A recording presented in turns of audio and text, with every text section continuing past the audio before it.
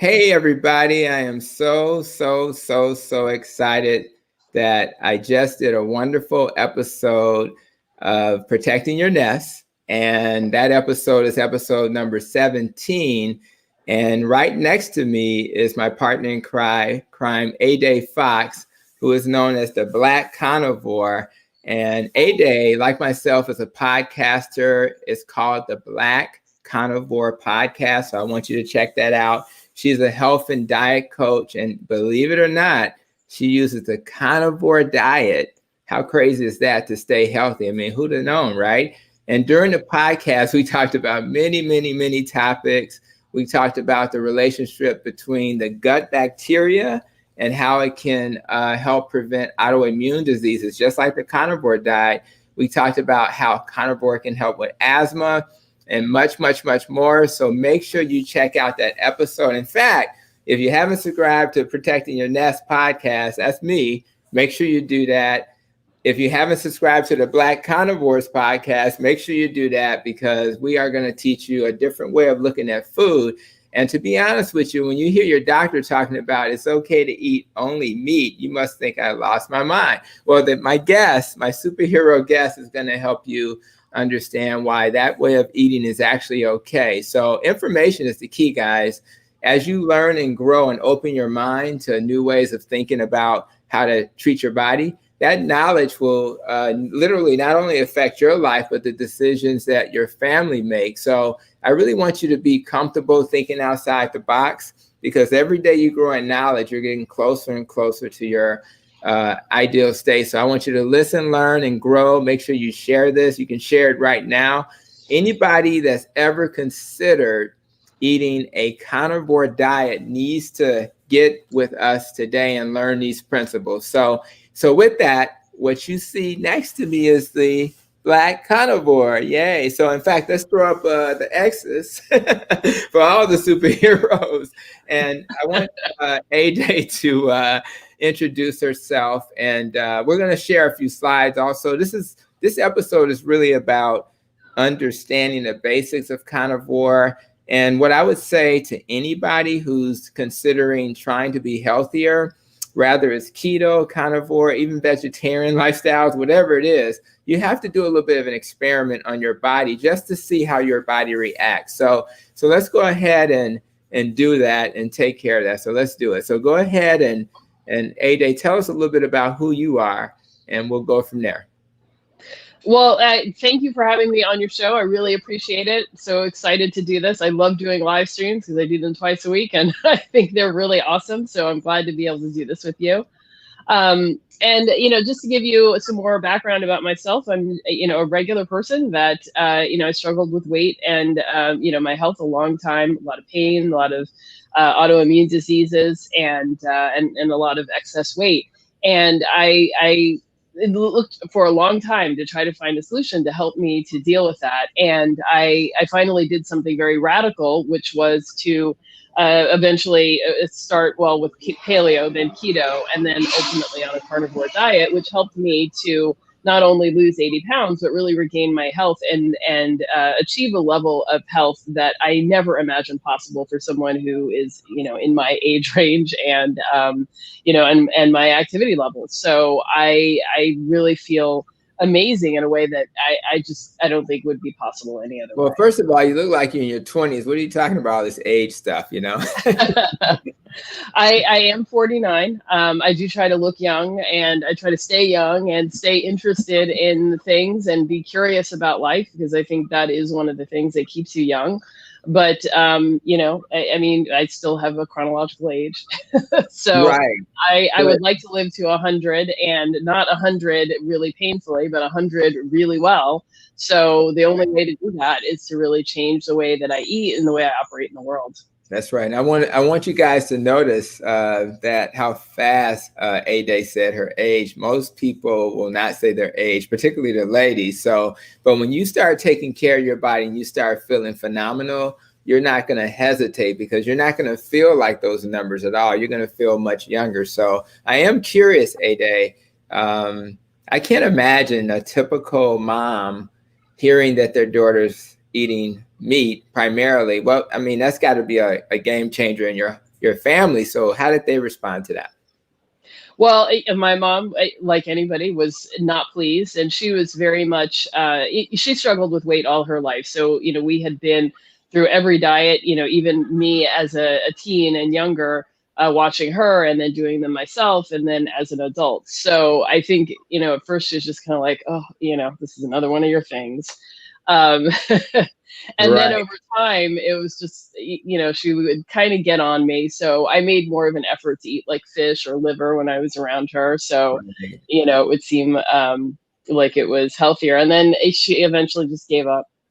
Just like, okay, forget it. And plus, you probably start seeing the results. Another thing that people struggle with is this idea that you have to eat vegetables. I mean, even in my my nutrition and functional medicine training, it's like the emphasis on vegetables is extreme. Like you can't get your phytonutrients. And so how do you convince people that that's okay, that you don't have to eat vegetables like that? You just don't have to.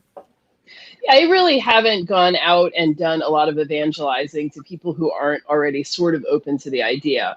I think it's really hard to do that. And I think people already come to the conversation with a lot of information that's not really accurate. I think a lot of people have beliefs around red meat that stem from, a vegan or vegetarian movie that they saw in the 90s. So people are operating with all kinds of information, much of it not really accurate, and also not really having an interest in in eating differently. So I don't really I don't really try to evangelize in that way. But when people start asking me questions, then I'm happy to share and try to be as open and honest as I can about it. All right, sounds like a plan. So what I want to do is make sure that we have a conversation about carnivore. So what Ede was able to do is to provide a few slides. And if you have questions as we go along, we are absolutely comfortable answering questions.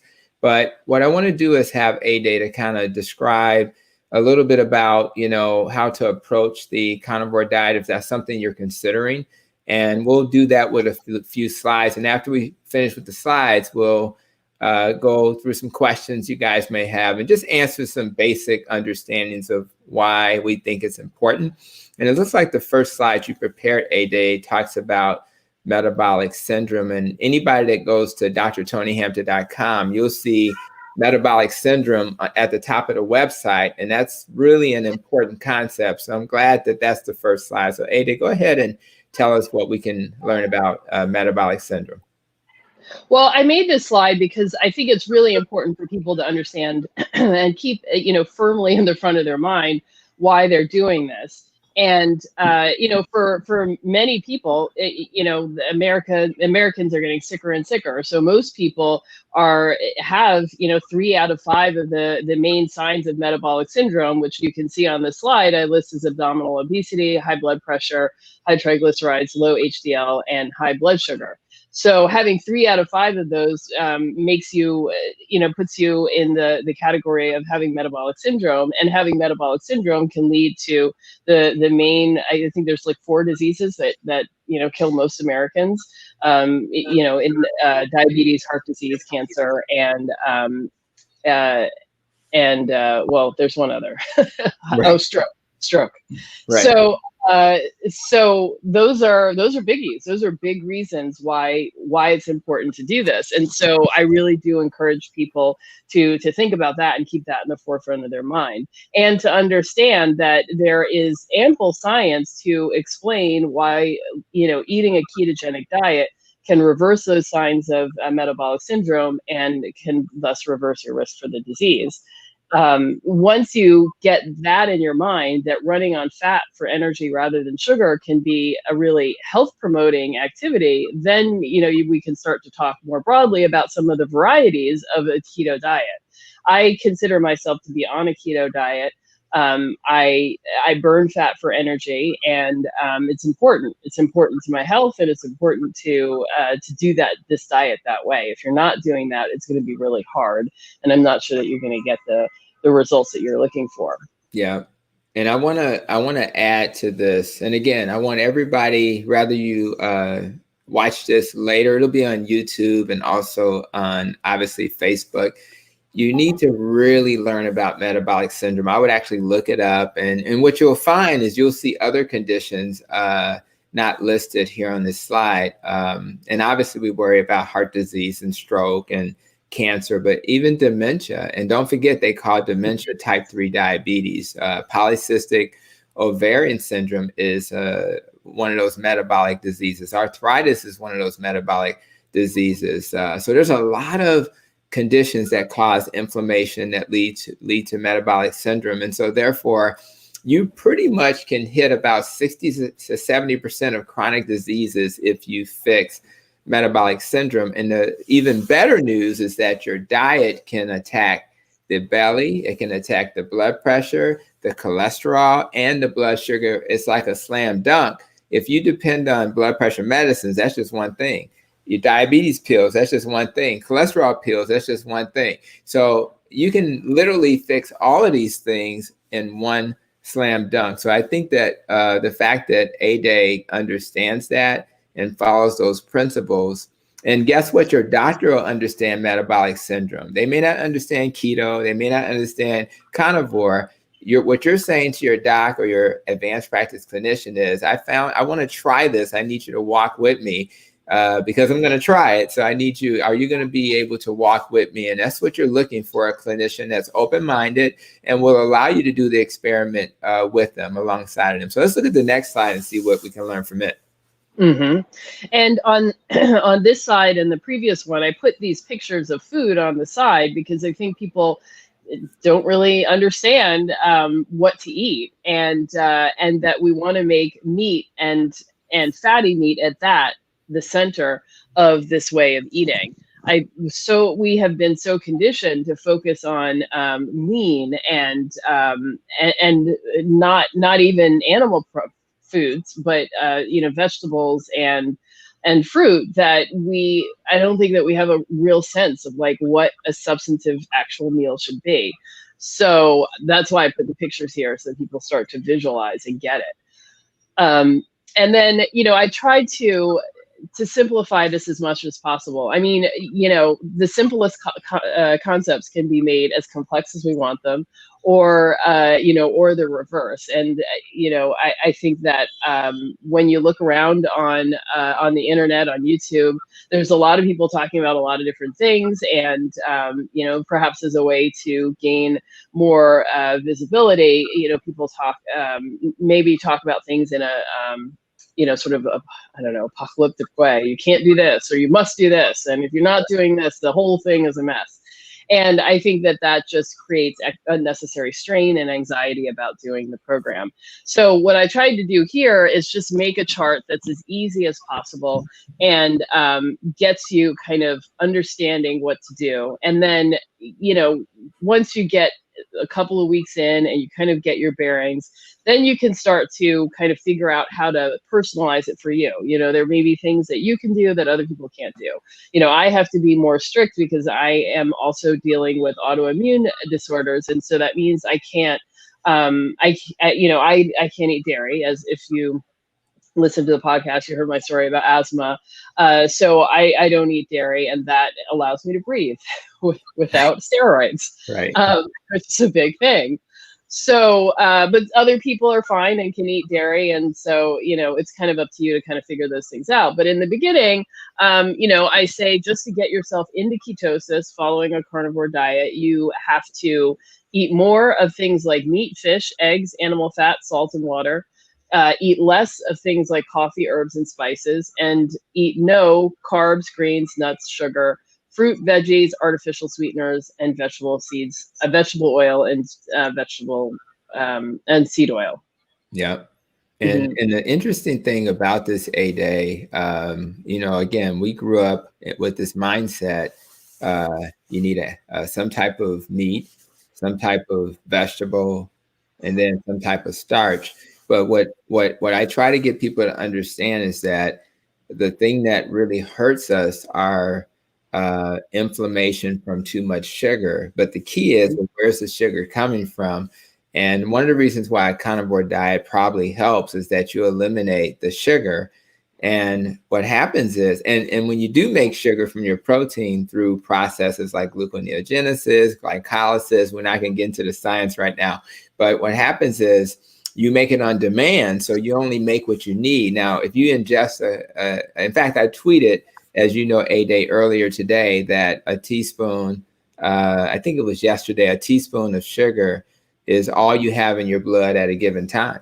And so if you eat just some rice, that's basically 7 or 8 teaspoons of sugar by itself. So all of these carbohydrates that are on the no list are not essential to life, because your body will take protein and fat and it'll use it for energy, fat in the form of ketones and protein through the process of breaking, the liver will release it and turn those amino acids or proteins into forms of energy. Guess what?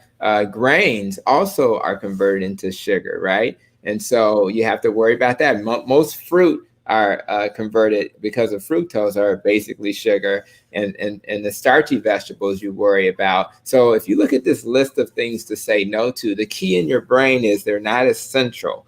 And you have to let go of the essential part first, and then you can start to imagine that eating meat is okay. So again, I just want to say that because I think it sounds so contrary to how we think, but your body is very smart and can figure this out. So let's look at, oh my God, who is this? Well, and before you move on to the next one, I definitely want to talk about that before and after. But yeah, go ahead. But I do like to remind people too that, in the way that I look at this, there's really no difference between a 6-pack of beer, a loaf of bread, a bag of cherries, and a bag of M&Ms. Those are all sugar in different forms. Right. And so that's what you kind of want to look at this list, is that they're all sugar, and they're all going to break down into that sugar. And so it's all going to be a problem. Yeah. And not only for the person listening, but for our babies. Like I hear parents all the time say, well, I have this stuff in the house because the kids like it. Well, if you're going to treat your body a certain way, wouldn't it make sense to treat your baby's body the same way? So I really want us to think outside the box and say, well, what's wrong with our babies eating protein and things like that? So I think we have to be careful with that as well. So, but I hear what you're saying, Ede. It's hard to imagine that, I always use Raisin Bran, and that Raisin Bran has as much sugar as soda. And if anybody has Raisin Bran at home, just go look at the box and it'll say 38 carbs. And then look at the soda and it'll say 38 carbs. It's the same thing. And your body doesn't know the difference. All it knows is that that's going to be sugar, and all that inflammation that results is going to cause harm. So, yeah. So any other thoughts on this slide? No, that's it. Thanks. All right. So let's look at this dramatic transformation. So I see the person to the left, and then I see this Black Carnivore superhero to the right. So please explain to the world how this came about. Well, so the picture on the left, I was actually in Montreal. It was for my brother's wedding, and that I was at my peak weight at that point. And there were just so many things that happened that weekend where I just was exhausted, and I knew I just could not live like this any longer. I really struggled to walk around the city, and it was also there was a freakish heat wave, and they have no air conditioning up there because I guess it's Canada and doesn't get hot very often. So it was just physically, it was just a really challenging moment. This was your brother? Yeah. Your brother? So he's in Canada. How did he end up there?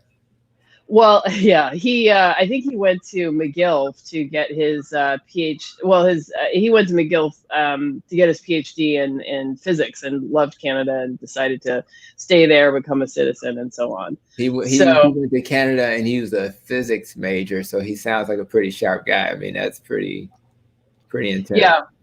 Yeah. We're a pretty sharp bunch. Okay. I can see that. Yeah. All right. That's another podcast. We'll talk about that later. Okay. Yeah. All right, cool. But he had his wedding in I guess a ski village that was like outside of Montreal. But in the summer, they're also very beautiful in the summer. So they have these sort of summer events there as well. Okay, excellent. So you being the person you are today versus the person you were, that's got to feel completely different. And anything in particular about how you feel rather it's emotional or rather it's physical, anything you'd like to comment on as I look at this image of you before and after? I mean, everything changed, not just like physically how I felt, but like emotionally how I am, the way that I think, everything has really changed. Yeah. I realize now looking back, like I think, nutritionally malnourished essentially. Mm-hmm. So I'm getting a lot of calories, but not getting the actual nutrients that I need. So my brain was not operating in an optimal way. It was hard to concentrate. It was hard to stay awake. It was hard to, my mood suffered. So it was hard to be enthusiastic about things that I used to be interested in. Yeah. It was hard to do anything that wasn't about sort of medicating, giving me energy. So now looking back, I realized that was a lot of what those behaviors were, drinking coffee all day long, constantly looking for a snack or a treat or a little piece of candy, nodding off at 3 p.m, not being able to, sit down for very long before like getting distracted or starting to get sleepy. Those are all things that are about being malnourished, and then also being irritable, maybe being depressed, not having a lot of patience, not sleeping well. All of those things combine to make just, a very irritable person. Not fun to be around. Almost everybody I talk to who does keto or carnivore, they always mention, I had Dr. Kristen Bear, who's in San Diego on. She talked about it.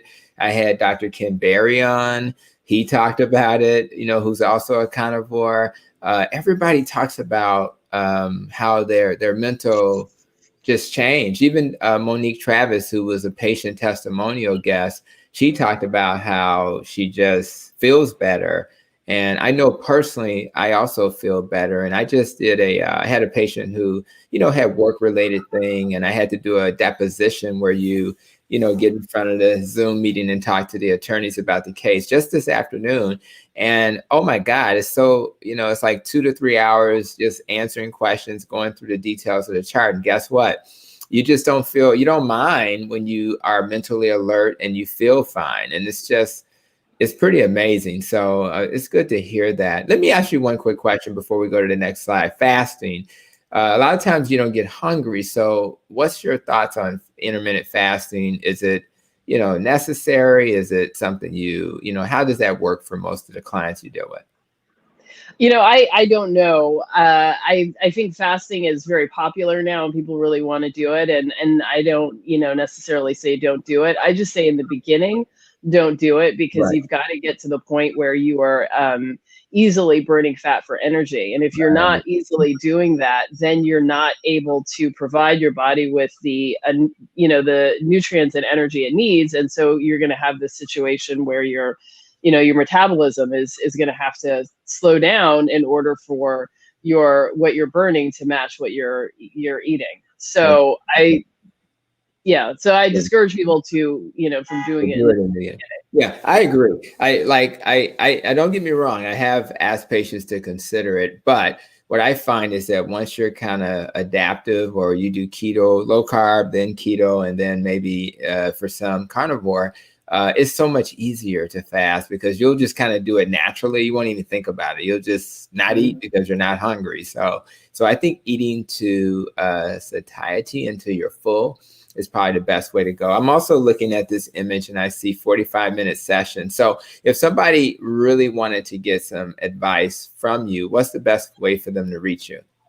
Well, if they're already doing, following the diet and they are looking to kind of tweak or figure out what works better for them, then reaching out to me on Instagram is a great way, sending a DM. And I guess I'm also now on Facebook. Better to contact me through Twitter or Instagram. Okay. And then if you are totally new to the carnivore diet and you really kind of need to understand what you're doing and you need some education about it, then I think a longer session is more needed, and that would be like an hour and a half, and we can kind of go through and I can help you figure out what to buy at the grocery store and what your plate should look like. Right. Yeah. And part of the reason I started my Instagram channel in the first place was just to show pictures of what I was eating. Because in the beginning, when I was doing this, it was like, it was kind of like, okay, I'm going to do this thing. I'm going to eat only meat. But, what does that really look like? Like, what does that actually look like? And I struggle to find pictures of people's plates. Like, what do you actually eat? How much do you actually eat? Yeah. So that was the point. I like that, and I absolutely see those posts on Instagram, and I noticed the simplicity of it, and so I don't know if there's a simpler dietary approach than carnivore, and I think for people who like to eat meat, my God, it's like you're kind of in heaven in some ways, because you're kind of eating probably the thing that you've liked the most, but you kind of thought was taboo to eat too much of. So it's kind of a paradox, but I definitely appreciate those because it gives me ideas too. So let's talk a little bit about this slide. What's up with this salt slide? Well, there are a number of transition problems that happen in the beginning. And I think that helping people understand what those things are and work through them can help them get past the first couple of weeks. So I do try to be as upfront as possible with people that, the diet is awesome. I love eating this way. I feel great and everything, but there is a transition period. There are some major physiological differences to eating a sugar-filled diet to eating a fat-filled diet. And so there are changes that need to happen, and they just don't happen overnight. And depending on how sick you are, it may be a little bit more difficult. I know I've heard people describe switching from a sugar burner to being a fat burner is like taking a Ford factory and switching over the weekend to making iPads. Right. It's a completely different thing. You have different equipment, you got to do different training for the staff, and it's just not gonna, that those first couple of iPads are gonna be terrible. So just don't buy those. But eventually, it'll switch over, everything will work fine. So there were three main things that, I see people complain about when they are transitioning into a keto and even more so into a carnivore diet, and three common solutions. Now there are other things that are a little bit more specific to individual people. So if those are things that you're dealing with, then you do want to consult with somebody. But the main thing is not getting enough salt. And I think we have been so indoctrinated in the U.S. to really be careful about salt, and many of us are on blood pressure medication, right. And so we've been given these conflicting messages about how much salt to have. But salt is key and essential, and you have to have it. So you can't pretend like you got to remove it all. And you just need the right amount for the type of food that you're eating. So if you're on a high carb diet, maybe you do need to eat less salt. I don't know. But once you go low carb or keto, the diet draws so much water and inflammation out of you, and it draws out your electrolytes. And so you can feel bad, and it can happen very quickly. And it's an easy fix by just having more salt. So, yeah. And let me just say this, we had Dr. Unwin, David Unwin, who, again, for those who hadn't heard, that's the guy that makes the teaspoons of sugar graphs that show you the equivalent amount of sugar for the food. And he did a paper, which is linked in his episode on hypertension. And in his link, in the paper, he talks about how insulin is something that causes retention of salt.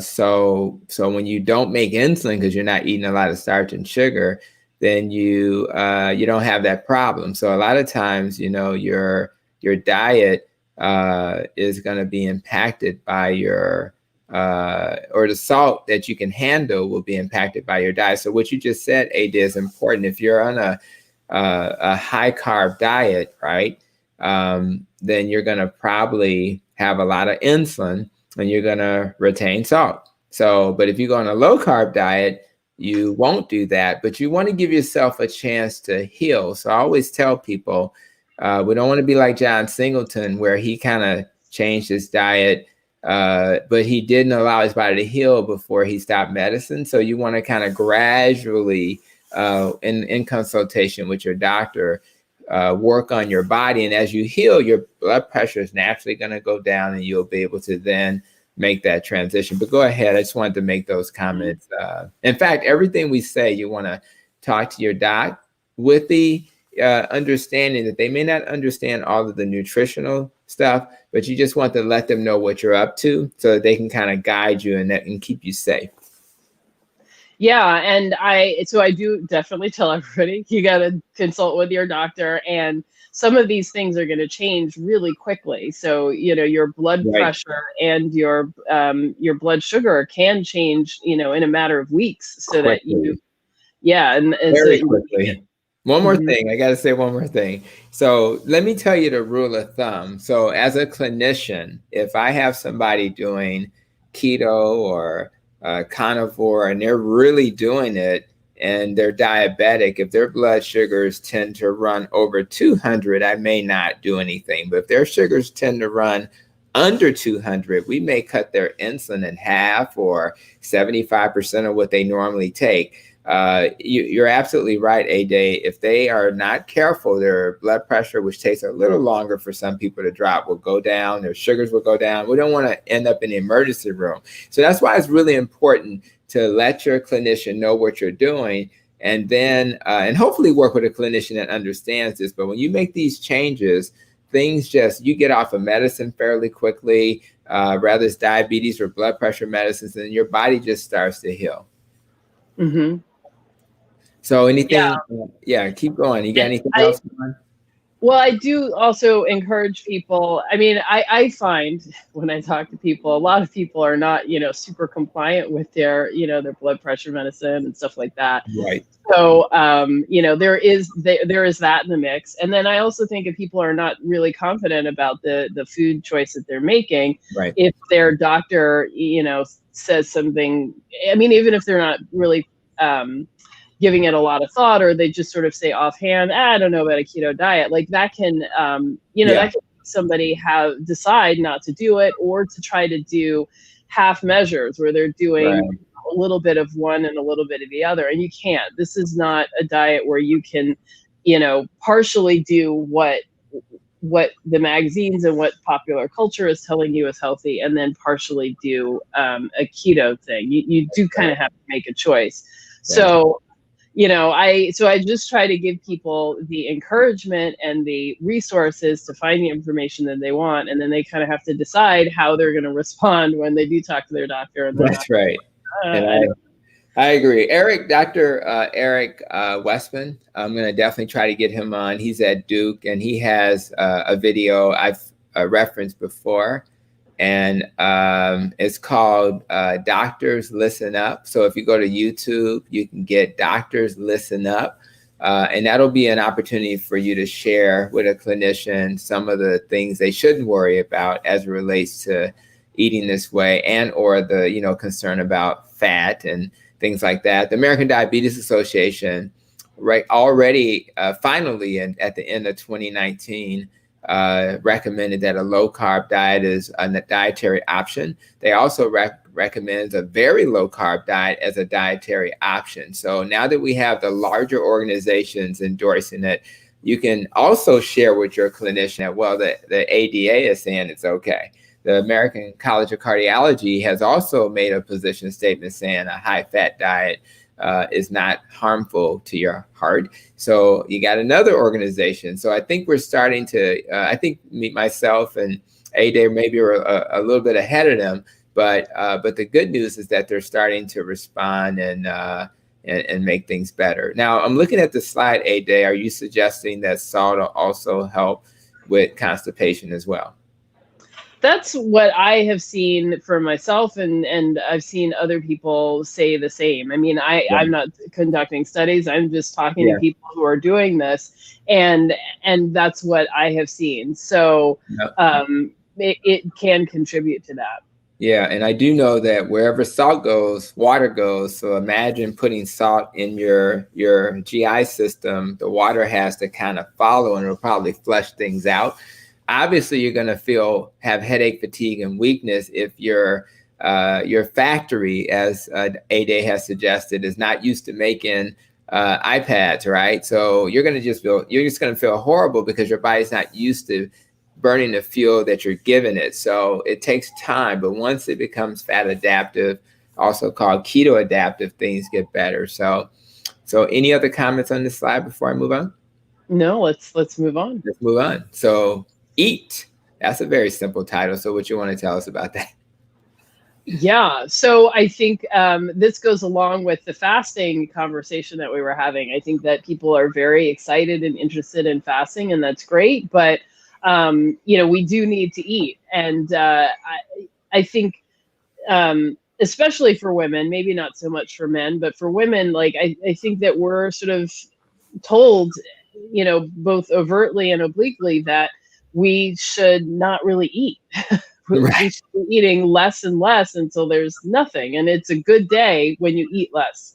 But it's like our how much we ingest should match how much we expend in energy. Like there should be a match there. We shouldn't be off balance. And but that's not what ends up happening. So I think that we're always trying to eat less calories, eat lighter things, don't eat meat. And then we don't feel good because we don't have enough energy coming in. So I think being overly zealous with the fasting, it can be a problem. But then the nice thing too, when you go keto, is that and you start burning fat for energy rather than sugar, whether you're doing it with vegetables or totally carnivore, is you lose your appetite, which is great if you have been one of those people who's been like ravenous all the time and constantly eating. That's right. But you got to remember to eat sometimes. And then I think our hunger signals change. So when I was hungry before, I might like get ravenous and my stomach's growling and I feel shaky and weak and angry. But now, hunger, it feels different. Maybe my mood becomes a little bit different, or it's just not, I just don't get that same like growling stomach, like I got to eat right now sort of feeling. That's right. So, just getting yourself accustomed to new signals, all of that happens. So just eating enough is a big deal.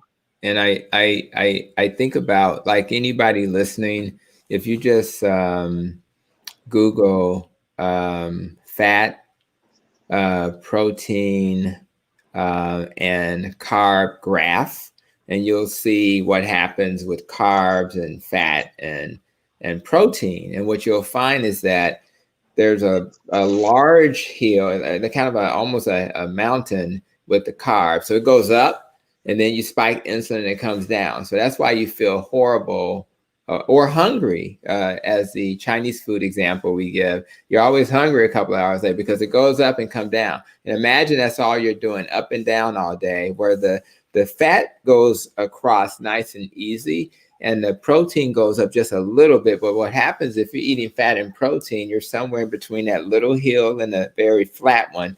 And what happens is you don't get irritable because you're having a level amount of fuel energy coming primarily from ketones. And that's why you don't get the brain fog. And that's why you're not cranky and hangry. And imagine what that'll do to your relationships at work. Imagine what that'll do to how you deal with your kids when they're asking you for help with their homework. Imagine what that'll do to that relationship when your spouse is, telling you about their day and you don't want to hear them because you don't feel good. All the relationships get better.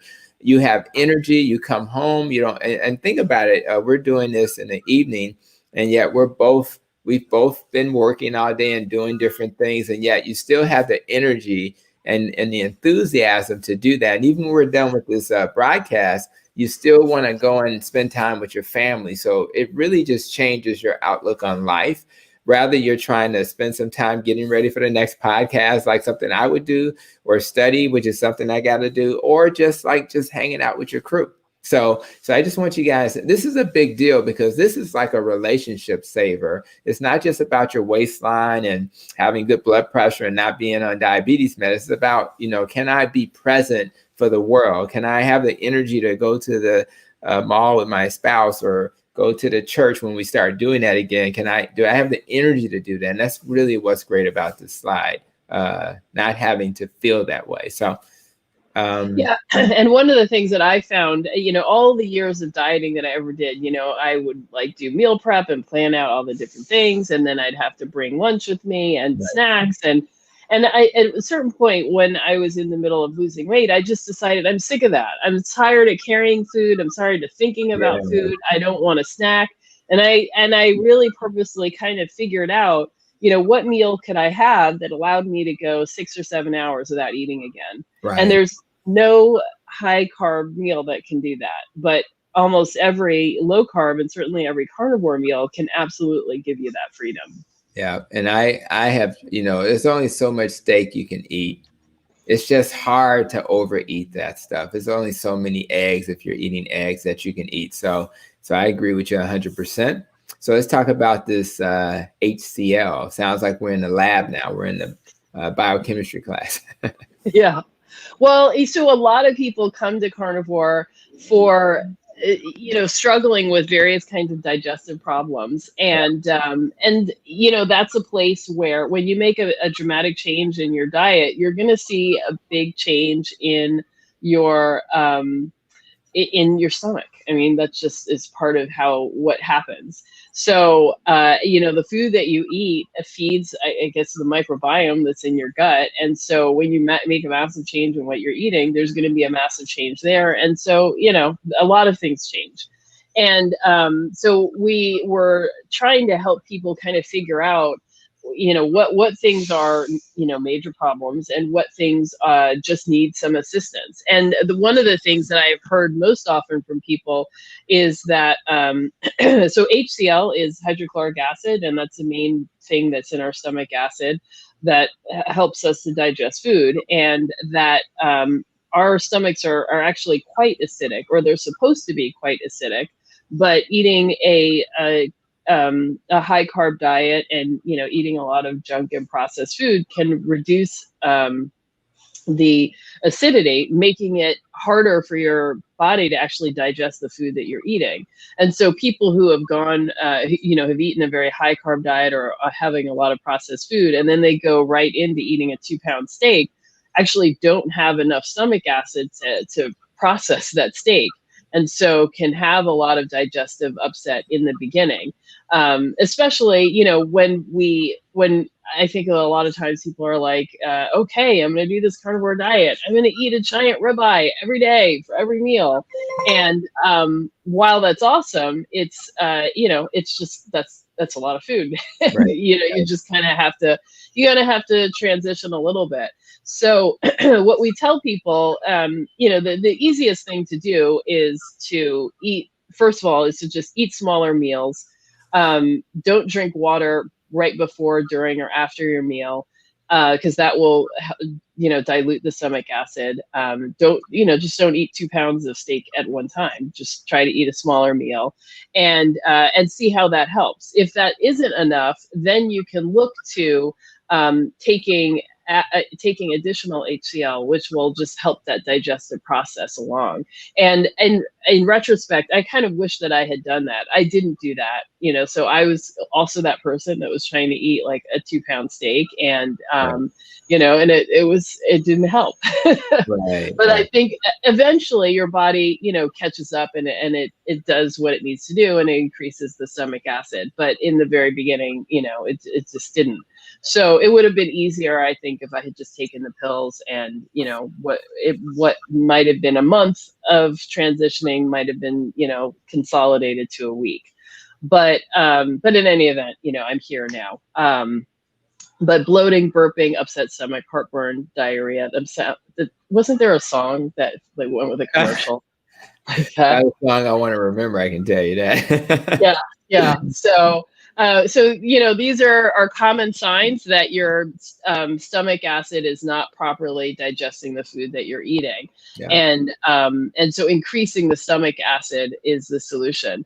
I think that a lot of times people feel a little bit weird about that because, it, in addition to all the other problems, acid reflux is very common, and that too can happen because of eating sugar, and it diminishes your ability to digest food, and also maybe the sphincter that's holding closed your stomach allows acid to come up into your esophagus, and it's obviously very painful. Everyone's, I'm sure, had heartburn at some point in time. You know how awful that feels. So, the solution very often for that is to lower your or make your stomach acid less acidic. So when it splashes up into your esophagus, it's not as painful. Mm-hmm. But that actually makes the problem of digesting the protein worse because, you're now... Well, you can't digest it, right. You can't. Yeah. So so I don't really know what to tell people there. I mean, it really is kind of, like a struggle. I mean, heartburn is awful, and so you never want to feel that way. But I think, the manual stuff of like eating smaller meals and giving your body time to kind of catch up, that can be helpful. And also losing weight and having less, having less fat around that area also kind of, I don't know, perhaps that helps with the sphincter and keeping that closed as well. But you're the doctor. You tell me. I don't know. Yeah, I'll tell you. You're so funny. Put me on the spot, right? Well, one of the reasons why I'm in school is to be reminded of some things and to learn new things, right? So I'm still in school. So I'll preface my comments by saying that first. So I will say this, there are studies that show that something that you wouldn't expect, melatonin, actually may be the only thing that I'm aware of that actually may help with the lower esophageal sphincter. Who'd have known, right? So it actually is one of the few things that can actually help the sphincter to be tighter. So that's just one thought. Number two, when you think about this concept of, how do if you eat a steak and you don't have acid, well, what's going to happen? I mean, you need the acid to turn something called pepsinogen into pepsin, and you need these enzymes to help you digest protein, right? So if you don't digest the proteins, and we talked about allergies, again, I really encourage you guys to listen to the things that we discovered about allergies and where they come from. But one of the reasons why we have allergies and asthma and eczema is because we don't digest proteins, because we don't have acids. So those PPIs, those omeprazoles and pantoprazoles, they actually can increase your risk for allergies indirectly. Why? Because the proteins that should have been broken down by that acid that you've turned off completely, they then have these larger proteins that your body will then absorb, and you shouldn't absorb them. Your body recognizes those large proteins as foreign. They create antibodies to those, and then all of a sudden you have autoimmune diseases, because then when you attack the protein, you sometimes attack the body parts that seem similar to those proteins. So, I mean, if you think about it, you're eating protein, your body has protein, your body has ligaments and tissues and all these things you're eating. So your body gets confused. So sometimes by healing your gut and not absorbing those large proteins, you do yourself a favor. But again, The problem is not an acid problem. Sometimes it's the abdominal pressure. So I've mentioned in the past that some of my patients who are obese, their intra-abdominal pressure is higher. And I mentioned previously that when you press, if your stomach's a balloon and you press on the balloon and the lower esophageal sphincter is attached, when you press on the balloon, it's going to swell up and open up that lower esophageal sphincter. It's the intra-abdominal pressure that can be an issue. Therefore, if you reduce your belly fat, the pressure goes down and the reflux problem. Because imagine the pressure on that lower esophageal sphincter. When you have belly fat, it's going to keep it kind of open because it's trying to stay tight, but it can't because you're pressing on that balloon, which is the stomach attached to the esophagus, and in between those two things is the lower esophageal sphincter. So at the end of the day, all of this stuff is connected, and what we have to do is figure out why we have reflux and deal with, instead of just trying to turn off the acid. Well, why do we need to turn off the acid if we can just deal with, let's take away the reason why we have problems with that sphincter. In other words, we lose weight. We eat the right foods that don't flare it up. Like some people eat tomatoes and that doesn't work for them. So what you do is you understand the root cause, and that's what this is all about. So let's look at the next slide. And we got a grocery list. So let's talk about that grocery list. Yeah. So I can't tell you how many times I've gotten a text from somebody or, a DM, like, I'm in the parking lot of Aldi's. What do I buy? Just tell me. So I made this grocery list to kind of help people just figure out what it is they should buy. And first and foremost, you should buy the food that you like and eat that. So don't eat anything you don't like. Don't buy things that you don't really like. I finally gave up chicken breast because I don't like it. I never liked it. And I thought it was the right thing to eat when I was dieting and trying to get healthier. It's dry and boring though, right? I mean, it's hard to, what's funny about that? I'll go to Aldi's and I'll buy thighs, and because they're fatty and they just taste better to me. So, and that was the opposite of what we were taught. In fact, they would charge you more for the breast and the wing and give you the fattier part of the chicken. But I'm finding that that's the part I'm looking for. Who'd have known? Right. Exactly. Crazy. And I do try to remind people that we're on a ketogenic diet, and the ketogenic diet is like, 80% fat. Like most of our day's calories are coming from fat, and that's the way it's supposed to be. That's right. So we're not trying to get a ton of protein. You need exactly as much protein as you need. And that is going to vary from day to day, who you are, what kind of activity you do, what kind of part of the year it is. Are you healing? Are you pregnant? Like any number of things. But you don't really have to worry about that. Your body will get, it will get the protein that it needs, or it'll tell you how much to have. So now I'm a carnivore. I can eat all the fried chicken I want, right? So you should, yes and no. So you want to eat the animal. You want to make sure that you're eating quality fat, and that is animal fat. And the best type of animal fat for us comes from ruminant animals.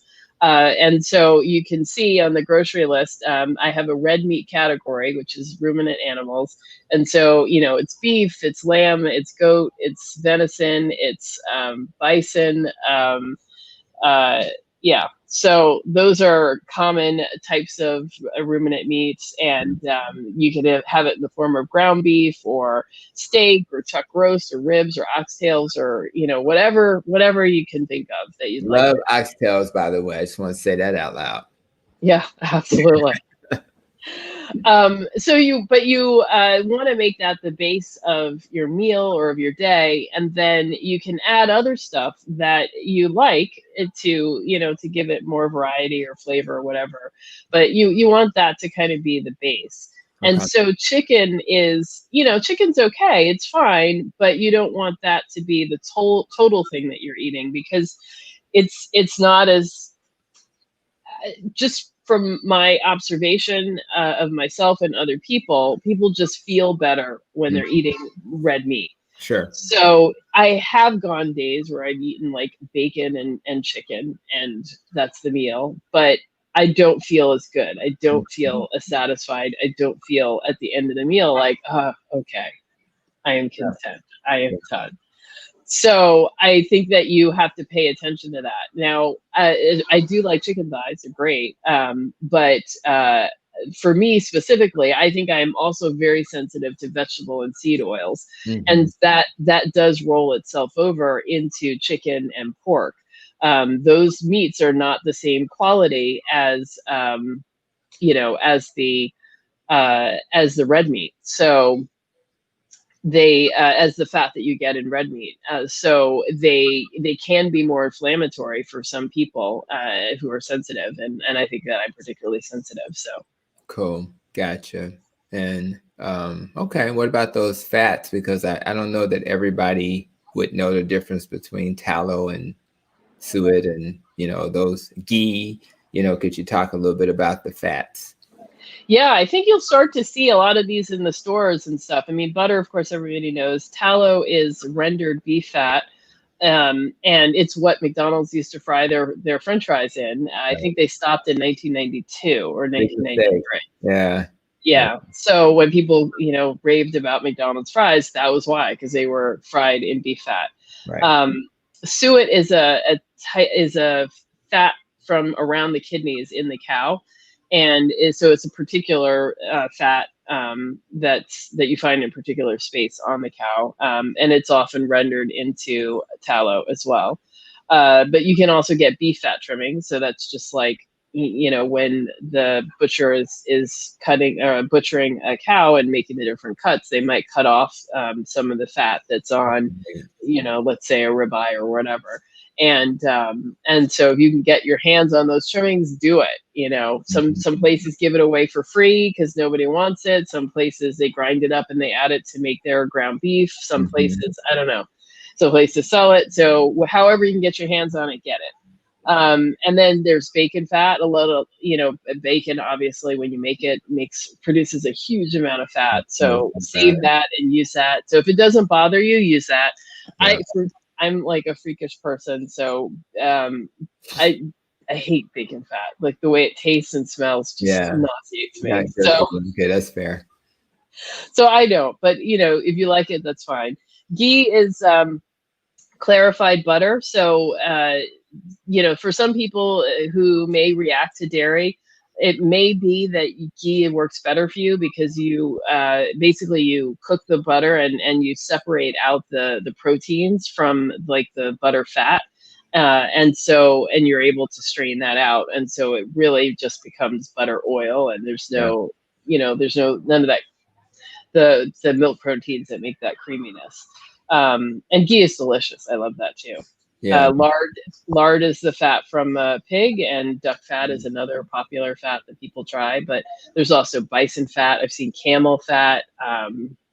There's lots of stuff people are eating nowadays. So yeah, you almost feel like you got to go to Whole Foods, but you are starting to see some of these different types of fats in more traditional grocery stores. So I think the word's getting out.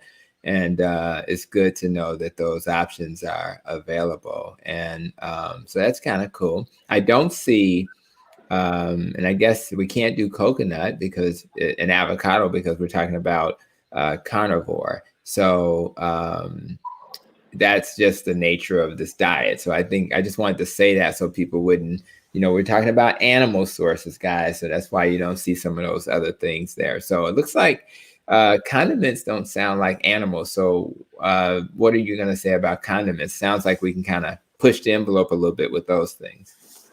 Yeah, that's right. So in the previous slide where we had kind of talked about what you should eat more of, eat less, and eliminate altogether, there were some things on there that are not they're not from the animal kingdom. So eating spices, herbs and spices, coffee. These are things that are not, they're from the plant kingdom. Right. So a lot of people seem to be able to incorporate them without a problem. So I think if it helps you to make your food more palatable, then, sure, go ahead with it and just pay attention. And there may be a time if you're not getting the fullest relief that you are looking for, that you may need to look at those things. And recently I've been doing an experiment with myself. Like I talked about on the podcast, I struggle with asthma and eczema and allergies. And so eczema has been one of those things that's still been kind of intractable. Like it's gotten better, but it is not gone. So I decided to really get more strict about it. And so I really have cut out coffee and allspices. I eat only, mostly just beef and water and salt. Okay. And and so it's been, I think maybe almost a month. No, it's been like 3 weeks now. And I'm noticing a difference. So it's amazing. Well, so I get it now. So you can use salt and pepper and things like that. But no, not pepper, just salt. Just salt. Like under condiments, I see pepper. What do you mean? Right. So for me, I'm saying I'm only using. Oh, you're saying I see what you're saying. Okay, gotcha. So so it sounds like, individuality is the key, and you have to listen to your body. So no matter what people are hearing tonight, no matter what you've experienced, you have to kind of really take good notes. Listen to your body. If you're ingesting something that you don't tolerate, you don't have to eat that. You don't have to eat anything on this list that you don't like. You can just make it what you want it to be, right? No matter what kind of diet you choose, that just is common sense. If like, for example, I love peanuts, right? But when I eat peanuts, they kind of bother my stomach. So it's like, I love them when they're going down, but then I don't want to feel that way. So I'm struggling to just not eat peanuts. And that's what I have to do. So you listen to your body. Your body will tell you half the story. I see pork rinds. What's up with that? I can eat pork rinds. If they're fried in their own fat and they're pig skin, it's an animal product. Yeah. So that's right. Is it hard to find, like, how does the average consumer make sure that's true? I mean, it seems like, is that traditional to find pork rinds that are fried in pork fat, or is that unusual? I don't know. I mean, I grew up in New York, and so it's hard to find pork rinds here, period. Right. Oh, really? Okay. Yeah. Yeah. Because it's, it's definitely like a regional sort of cultural thing. So it's kind of like, I mean, if I walked around eating pork rinds, and people would look at me like, right. That's fair. What are you doing? Yeah. What's going on? Okay. Yeah. So now you see some more of the fancier brands. You've got Epic and they're, I don't know, 4505 or I don't know. There's other brands of it that you might see at Whole Foods. Right. I don't know. Sometimes they are fried in like sunflower oil. Like, I don't know why, but that, there is that. So you do kind of need to look at the bag and see what it says, look at the ingredients. And then you can also just order from farms like across the country. There are, pig processing farms that also make, cracklings and pork rinds. Right. So I have ordered from there was I think it was Clifty Farms. I did order like a 2-pound bag of pork cracklings, and it was good. Definitely not what you might get in a bag, at the drugstore or the bodega, but it was really good.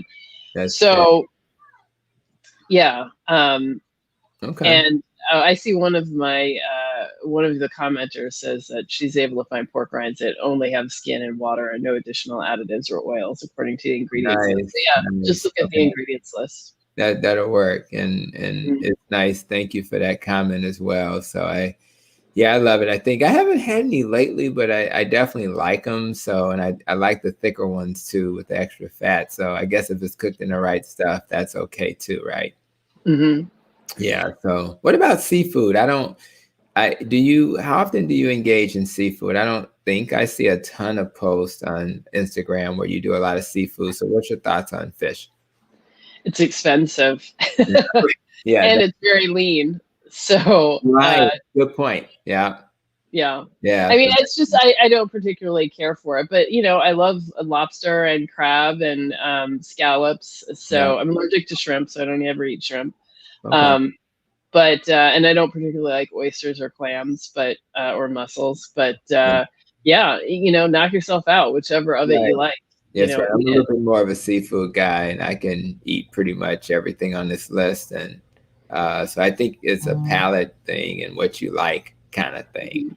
A lot of people, anybody that's live right now, in the comments, look at those beverage options that Ede is going to comment on. And what beverage that's not on this list are you going to miss the most? I want you to just throw a comment in which beverage you're going to miss the most if you decide to take this journey. So go ahead and tell me your thoughts on beverage options and on the carnivore diet. Water is king. And right. Yeah. And that can be difficult, especially if you really like to, have the flavor. I hear that from a lot of people, that they just get bored with drinking stuff that has no flavor. Right. And so they want, and they're fine with having like diet soda or Crystal Light or something like that. But artificial sweeteners, I think, can be kind of damaging, and they can be an obstacle in our journey. And I don't know. I mean, it seems like they can have negative repercussions on the gut. So I really don't encourage people to drink those things. But I know that there are other people out there who in the keto space that are like, yeah, drink as much as you want. It's fine. But it's not all about calories. It's also about how the things that we eat, how they impact our metabolic system. And if your gut, is a very important part of, the body and our digestion. And if you're eating something that is impacting it negatively, that's not going to help you. That's right. That makes sense. I definitely like the broths, partly because of the collagen. Do you drink many of the broths yourself? I don't really make broth all that much, but lately I've been making more like brisket or, using my Instapot to make roasts and stuff like that. And so usually broth is created in that process, and I boil it down so that it's really so it becomes much more concentrated, and then it becomes delicious, like a dipping sauce that is just amazing. So. That's something that I've been doing a lot of lately. Yeah, that's excellent. So I was looking at just some of the comments. I just want to do a shout out to all the people who are, making comments and involved. And I just really appreciate that. And I mean, who do you think this diet is for? I mean, if you had to make a recommendation, who should be thinking about doing this diet, who would that be? I mean, first of all, I think everyone will do fine on it. I don't know that it would be bad for anybody, but I think particularly people with allergies, this is just a godsend. It is the best elimination diet you can possibly do, and it gives you an opportunity to start learning your body and learning what can work for you and what doesn't work for you. And then, from there, you can kind of personalize and figure out what you want to do. But allergies is just, it's amazing. And any kind of, I think, probably in being obese, you really are malnourished in such a way that you can't imagine. And if you have gone, long periods of time eating a lot of processed foods, like you haven't been eating real stuff. And so eating this way allows you to really, really fill up your stores on your vitamins and minerals and everything else that you've been missing, because I think meat is the most concentrated source of those things. We kind of think about like, I don't know, like a strawberry is a great place to get vitamin C, but like, vitamin C is one thing. There's a whole lot of stuff that we need to get, and those strawberries are not going to give you the whole complex of B vitamins and vitamin D and all the other things. But you can get that simply by eating, scrambled eggs and a steak, and you can kind of get everything in the whole day. All so, right. Yeah. Are we off the show, or did I lose you? So I don't know. I guess it's just me now. I'm live on the show. Yeah, don't worry. I actually, do you hear me yet? I hear you. Okay, don't worry about it. So don't worry. We're at the point. I'm not sure why we're having technical problems, but it's actually timely because we're towards the end. And as long as you can hear me, I actually left the studio to come back in, and I just didn't know why I wasn't moving. So technical problems, but that's okay. And as long as you hear me. So as we kind of wrap up, any other comments you'd like to wrap up with? Any final takeaways for the audience? So I say, I mean, really, with this way of eating, it can be really amazing, but there's no way to know whether it's going to work for you or not, other than to just try it. So try it. In 30 days, nothing bad is going to happen in 30 days, even if you think that this is a terrible diet for you. So, but in that 30 days, you can see whether you're going to find improvement or not on the diet. And the improvements that you're going to find are, they are going to continue for a long time. So when I started, when I hit 6 months, I thought that I had reached the peak of health that I was going to achieve on the carnivore diet. Now, almost 3 years later, I am way beyond where I was at 6 months. So the improvements are going to continue to grow. So, but know that 30 days is, that's a great start, and it's going to give you some real information from which to decide what you want to do. Right. And you know what? I appreciate that. And maybe your magic powers as a Black Carnivore, you blackened my screen. Maybe your powers are just that strong. It's like it's too much energy from the Black Carnivore. But anyway, I think we got what we wanted to get out of this presentation. And, of course, we appreciate you. Definitely make sure people know how to get support, rather is through Facebook or whatever. So just make sure the audience knows how to get that support they need if they're thinking about taking this journey from yourself. Yeah, I mean, I have a Facebook group, and that's a great place to join, and just feel to be able to talk to other carnivores, Black carnivores who are going through this journey. We also have a private Zoom group 3 times a week where we provide support for each other. Because again, we're doing something so different in a world that is just filled with sugar. So you really do need to have people around you who are like, yes, you're doing the right thing. This is the right thing, and helping you kind of figure out the different ways that how you can improve your approach and make tweaks to the diet. And then you can also find me on Instagram, and you can certainly DM me there. I do answer some questions, and then on YouTube, you can certainly follow me there and check out the videos. And then I'm also on Patreon.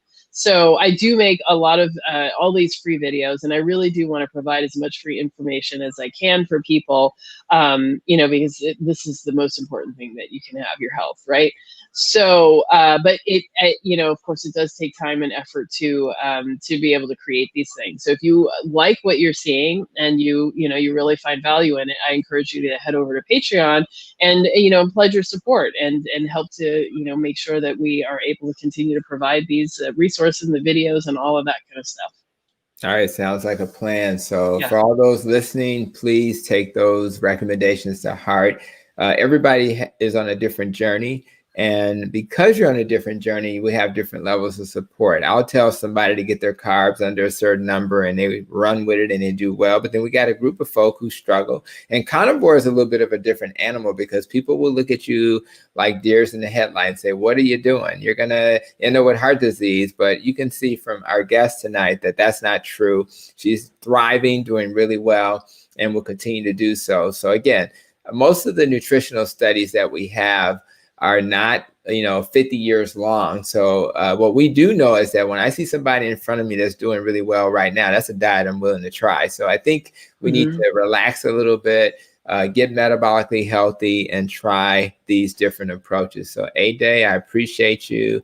And we'll continue to work together in the future. And for those who are listening, make sure you get subscribe to both my podcast, Protecting the Nest, and Ede's podcast, The Black Carnivore. I think you'll enjoy both.